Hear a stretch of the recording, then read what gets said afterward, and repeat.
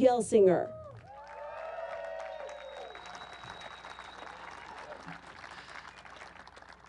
Wow, what a day. What a fabulous moment. You know, and today is a victory for Americans' national economy, but also our national security. It's a victory for American innovation, and it's a victory for the American people and our collective future.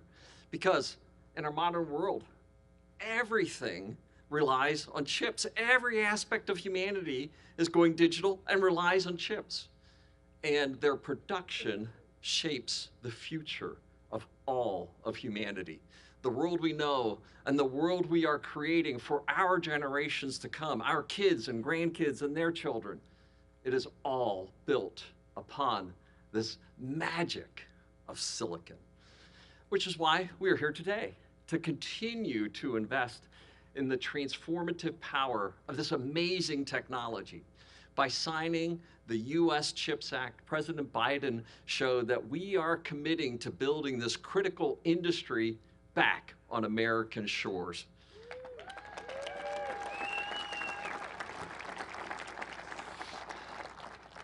These investments, our investments, are powering the next great chapter of American innovation, the next great chapter of science and manufacturing technology.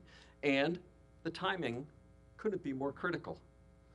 We all remember that COVID provided us an incredible wake-up call, a wake-up call that shocked and disrupted our global supply chains. It choked our manufacturing lines.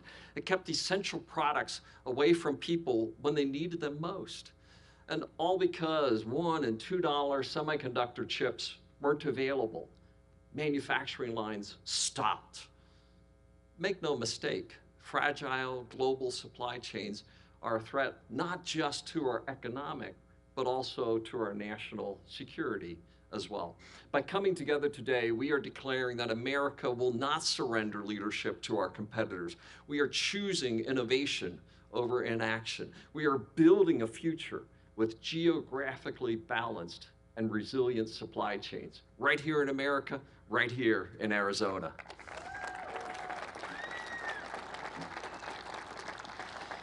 Historians will look back on this period as a once-in-a-generation defining moment, a moment to challenge our old assumptions and to drive fundamental structural changes for the future.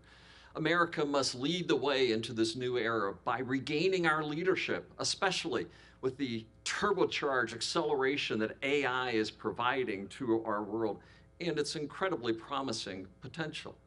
And we will be ready to meet this next surge of semiconductor demand. All of us at Intel believe that restoring our nation's leadership in semiconductors is more than just an opportunity, more than just a responsibility. It's our calling. This is what we were built for as a company. This is what we do. And we have already announced plans to invest more than $100 billion in the US over a 5-year period.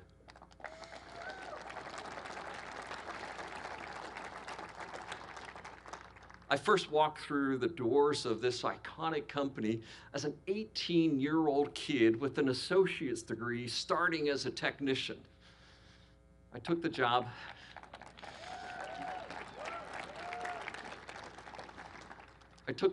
as Intel CEO to honor the Intel Trinity, the trio that put silicon into Silicon Valley: Bob Noyce, Gordon Moore, and Andy Grove. And through the years, I've had the honor of witnessing firsthand, of learning at their feet, that this American excellence, this power of technology innovation, but the power and the role of American manufacturing. And our facilities have grown. We have the extraordinary Oregon, the Silicon Forest. We have the extraordinary Arizona, the Silicon Desert. And the extraordinary New Mexico, the Silicon Mesa. And one of my proudest moments was standing beside President Biden in Ohio and beginning of a new chapter of American innovation at Intel, I can say that Field of Dreams is now an extraordinary construction site that's coming to life before your very eyes.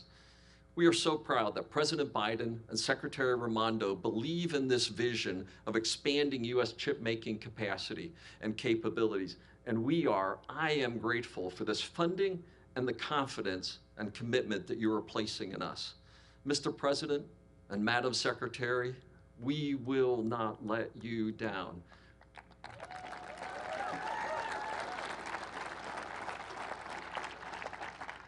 We're going to put every one of these taxpayer dollars to work, and we are committed to delivering the silicon that powers our world while driving to the lowest possible environmental footprint and rebuilding resilience into our operations and value chain and supply chain, all while leading innovation for the world. It's fitting that we are standing here on an Intel construction site because these investments, right, these extraordinary commitments are going to build right here in America, right here in Arizona. You know, we're going to keep building and innovating new chips that power the future and help humanity to be a better place for our children and grandchildren. We're going to build stronger communities and local economies from Arizona to Ohio by creating nearly 80,000 jobs at Intel in our construction sites with suppliers and more. That's a lot of jobs. You should applaud that. Yeah.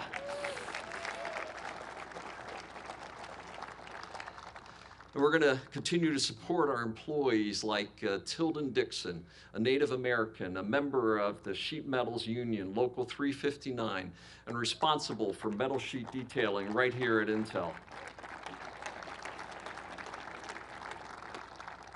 And it's now my pleasure to have the introduction of Tilden, and he will have the unique honor of introducing our president today. And we're going to build more secure America. The CHIPS Act is just the kind of bold action that will get us there. And for all of these reasons and more, we applaud President Biden, his administration, Secretary of Commerce Raimondo, the bipartisan group of policymakers that came together to make the CHIPS Act a reality. And now, thank you, and Tilden.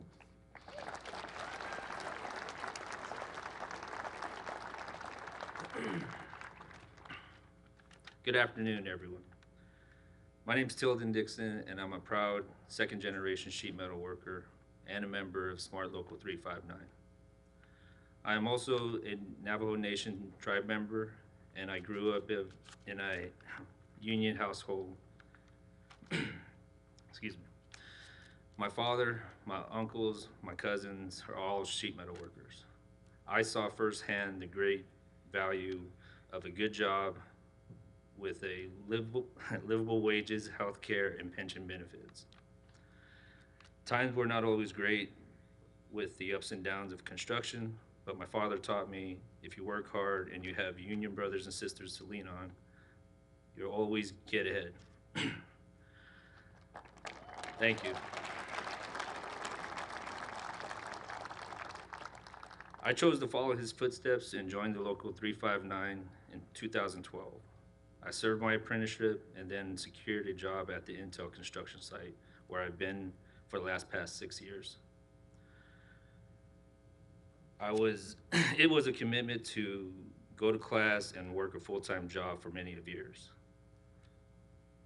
But I've learned a lot, and now I am a BIM coordinator at the construction site where I design 3D modeled routes that are used to construct Intel's semiconductor manufacturing fab tools.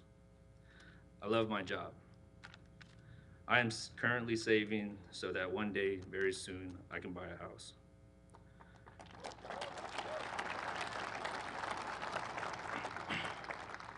But I'm not the only one whose lives have been transformed for the better. Thank you to President Biden's historic investments. There are now hundreds of jobs, hundreds of new jobs for the people of Arizona who are building Intel's new cutting-edge chip factories. and building the future of America. I am so grateful and proud we have a president who has the understanding of importance, giving the opportunity like this to communities like ours and to millions of Americans like me. With that, I am great. I have now, I now have the greatest honor and privilege to introduce the man who has provided this for us. Ladies and gentlemen, the President of the United States, Joe Biden.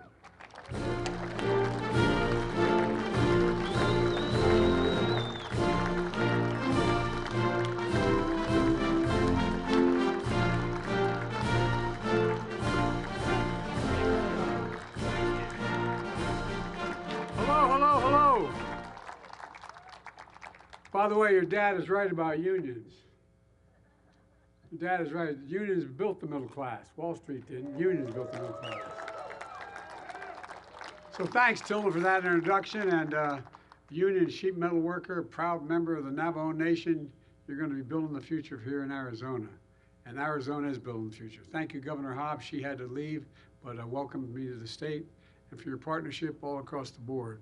And thank you, Representative Stanton, for your dedication to the people of the 4th District and for the passport, anyway. Get in. While we couldn't be here today because the votes in Washington, I want to thank Senator Mark Kelly, who's doing an incredible job and the real champion from the announcement that we make here today. And Mayor Kate, where's Kate? Thank you, Kate. You're an incredible mayor. You're doing a great job. And Mayor Chandler Harkey. And I guess I'm technically in your city, right? All right. I'll behave. We're also joined by one of the brightest men or women I've ever known, Gina Raimondo, our Secretary of Commerce. And I'm not joking about that. And Pat Gelsinger, CEO of Intel. Aaron Butler, President of Arizona Building Trades. What a combo, man. And other union leaders are here today. Thank you for your partnership and showing how we get big things done in America, and we can do it again and again and again. I've asked Pat and many other business leaders this question, and I mean it sincerely. Met with the Business Roundtable. Please have a seat, by the way. You're all standing. I'm sorry, I didn't realize you're still standing. I apologize. I asked the question of the Business Roundtable, the biggest leaders of business in the world, and the United States particularly. I asked them, when the United States decides to invest considerable resources in a new industry that we need to build, does that encourage business or does it discourage it?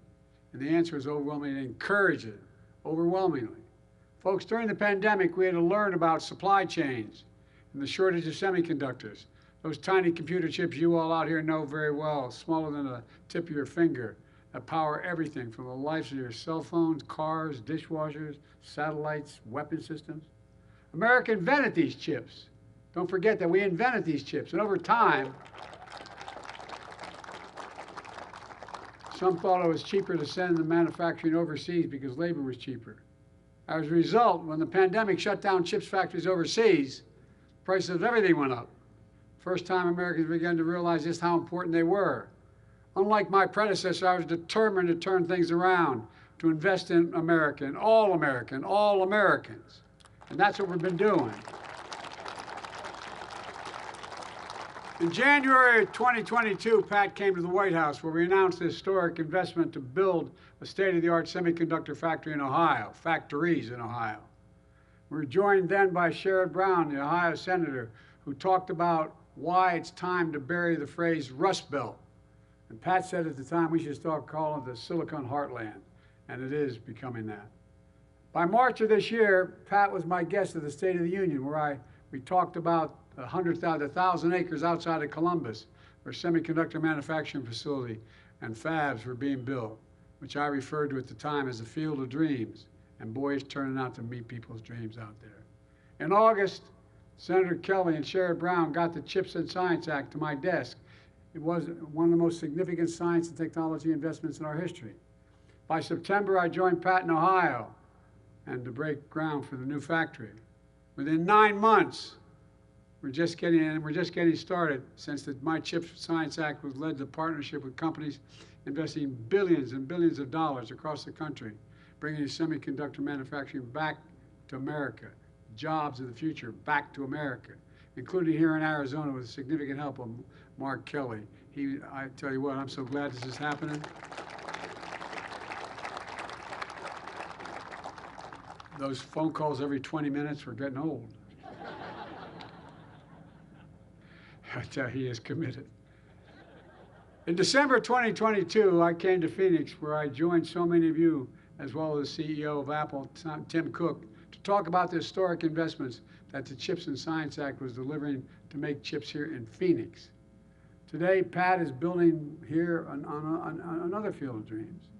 I'm thrilled to announce the latest public-private partnership and one of the largest investments in semiconductors in the United States ever. A new landmark agreement under the CHIPS and Science Act between my administration and Intel for up to $8.5 billion. It's a smart investment. And that's being paired with over $100 billion from Intel, including $30 billion in Arizona and $30 billion in Ohio. It's among the largest private sector investments ever in the history of Ohio and Arizona. And this historic funding will be used to build new semiconductor fab facilities and modernize and expand existing ones in Arizona, Ohio, New Mexico, and Oregon. Combined, it will create nearly 20,000 construction jobs, many of which will be union jobs. And I made it real clear. Make no bones, everybody has a right to organize, man, to have their labor rights protected. But look, this announcement will also support 10,000 manufacturing jobs, 3,000 right here in Phoenix, with salaries averaging over $100,000 a year and don't all require college degrees. That's a change.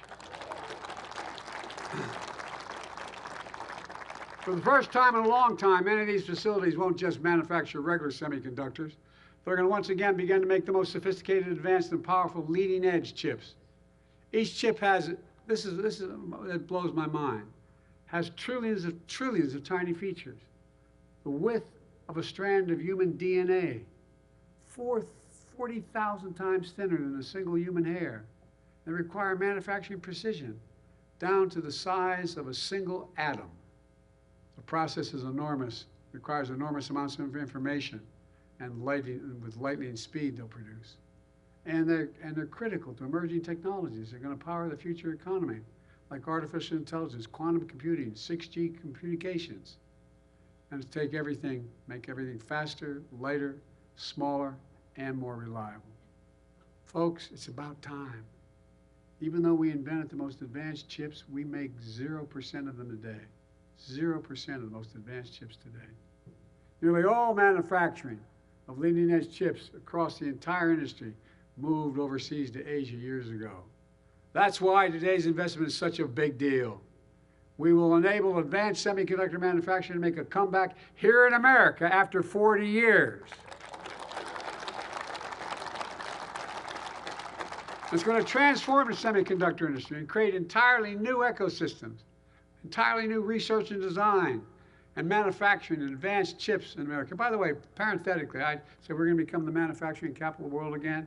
People looked at me like I was nuts. Where the hell's it written saying we're not going to be the manufacturing capital of the world again? We've already created 825,000 new manufacturing jobs, and you're just getting us started. There's not a damn thing America can't do if we set our mind to it.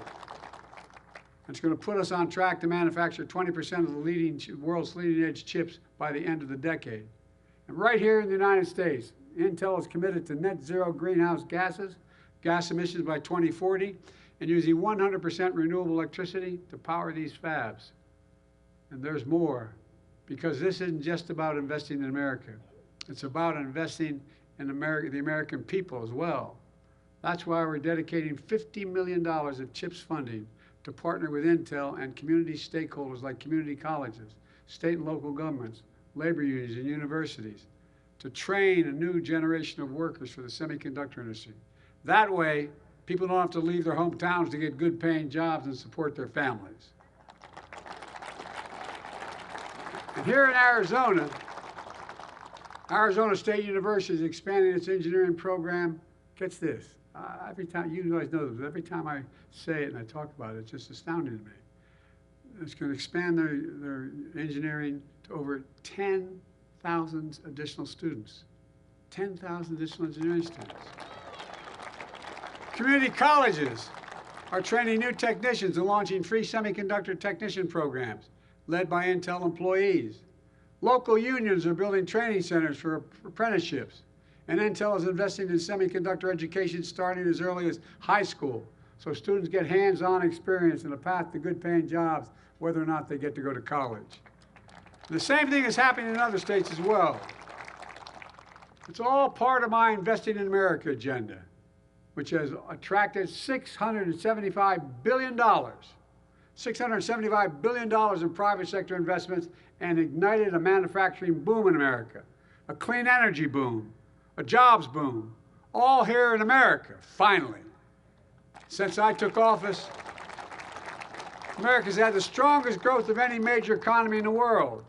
Nearly 15 million new jobs, the longest stretch of unemployment under 4% in 50 years. 450. Growth is strong. Wages are up more than prices. Inflation is down dramatically. We have more to do, I get it, we have more to do, but no question our plan of delivering for the American people is working now. And since I came to office here in Arizona, because of your investment in the American agenda, we've deployed and developed nearly $8 billion in federal funds to upgrade infrastructure and clean energy. Right here in Arizona, we've created 300,000 new jobs. Let me say that again. In Arizona, 300,000 new jobs. Because I was finally able to beat big pharmaceutical companies. Because Medicare, I've been trying for years, but Medicare now has the power to negotiate lower prescription drug costs for seniors, including 1.4 million seniors right here in Arizona. And to put this in perspective,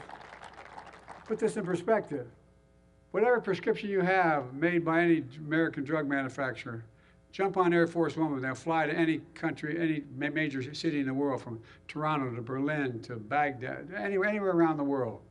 We'll get off the plane, you bring that prescription into that country, you'll be able to buy it for 40 to 60% less. It's wrong. So guess what?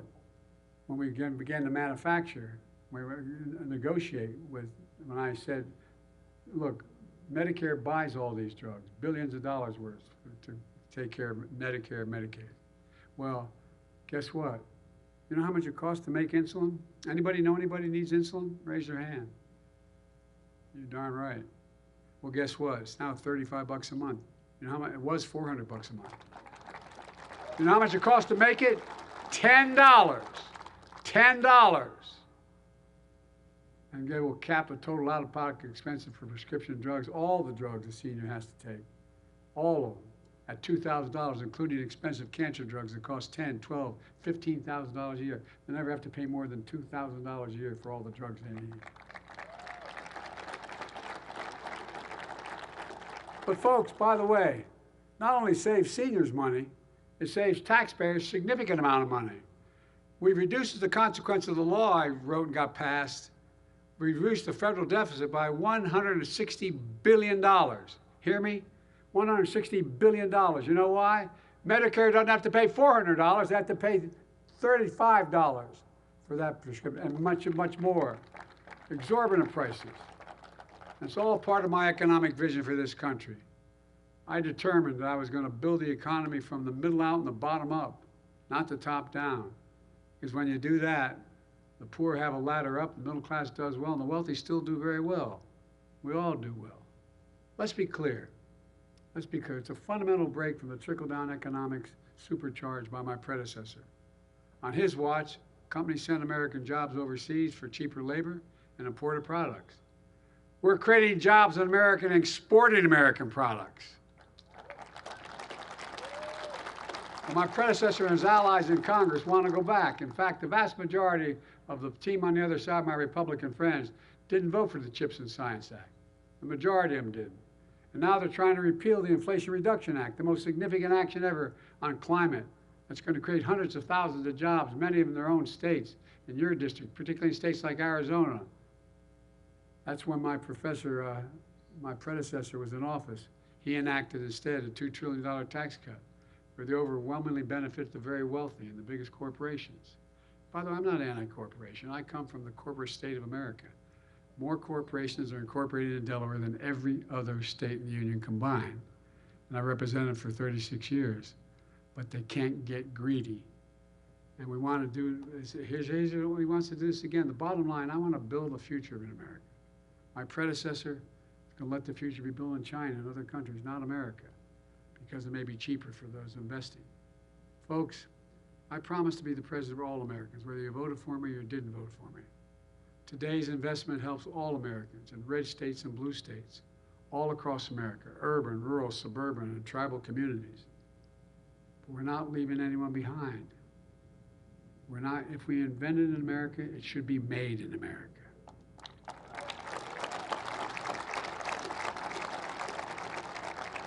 And include all of America.